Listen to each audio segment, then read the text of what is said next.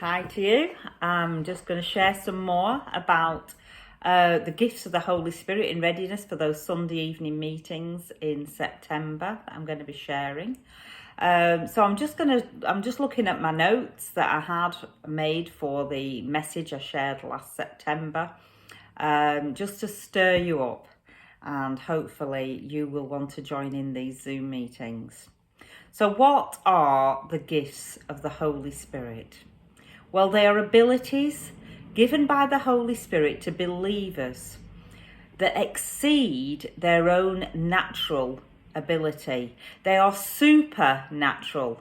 They go beyond their own natural abilities. They are things that we couldn't know or couldn't do or function in without that ability purely from the Holy Spirit. And also the gifts of the Spirit empower for service. They empower us to serve the church and serve one another and others and strengthen us. They make our serving effective both inside and outside the church. So, for example, say we have an open day event at the PCC building, and we invite local community for a knit and natter or a coffee morning, and that would be lovely. And you know, we're a hospitable church. People would receive a really lovely welcome, and we'd lay on the best spread that we felt appropriate. But what if someone came to that coffee morning and they were touched by a gift given by the Holy Spirit? What if somebody ministered healing to them? What if somebody gave them a word of knowledge? Now, that would be life-changing, wouldn't it? It wouldn't just be a great event, letting people into the building. It would change somebody's life. You see, we do need the gifts of the Holy Spirit. Otherwise, we're just like any other charitable organisation, doing good things, enjoying meeting together. Some of us are going to be doing Equip. 6 of the congregation so far are going to be doing the Equip course, 3 on year 1 and 3 on year 2.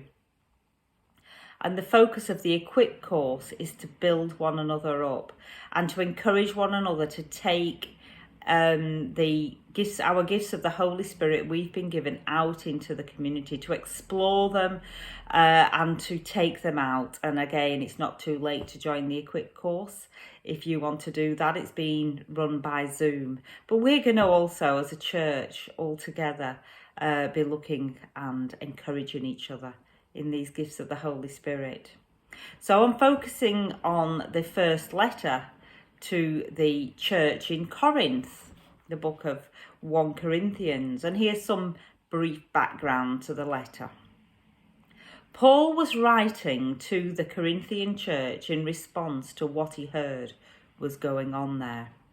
Paul needed to correct them about their relationships with one another, the conduct of their lives, and also about their meetings. Yes, they weren't exactly model Christians, and if you want to know more, look at the whole book, whole letter.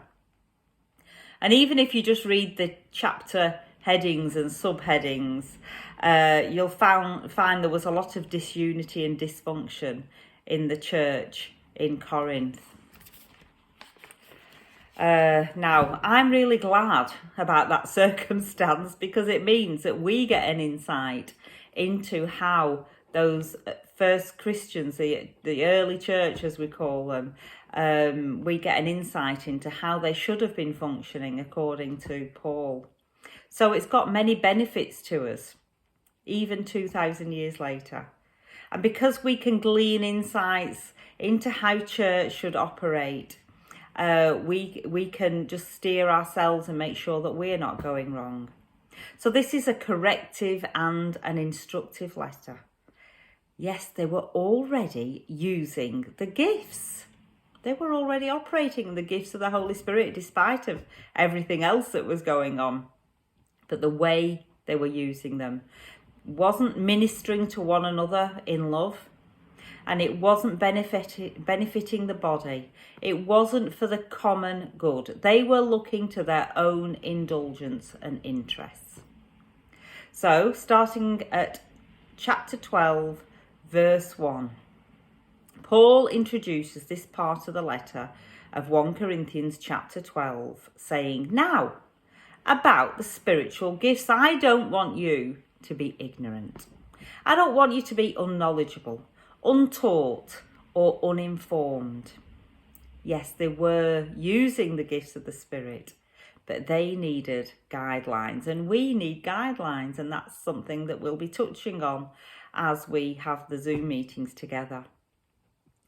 Paul wasn't saying stop using them. He wanted the Holy Spirit to have free reign, and he wanted them to utilize the gifts of the Spirit they'd been given. He wanted them to function correctly as a body in an honourable way. There's a lot of detail in chapter 14, but I will be unpacking that, and we can unpack it together as we meet on the Zoom meetings. Have we been ignorant to the gifts of the Holy Spirit and the workings of God? Or do we choose to sideline the gifts, as some churches are known to do? Well, I hope not, but I hope that we're going to grow as a church together. I hope we're going to encourage each other, and I hope we're going to value and honour the gifts and have them used amongst us and outside the church in a really positive way, ministering through love and for the common good. That'll do for today. I'll bring some more in the next few days. Bye.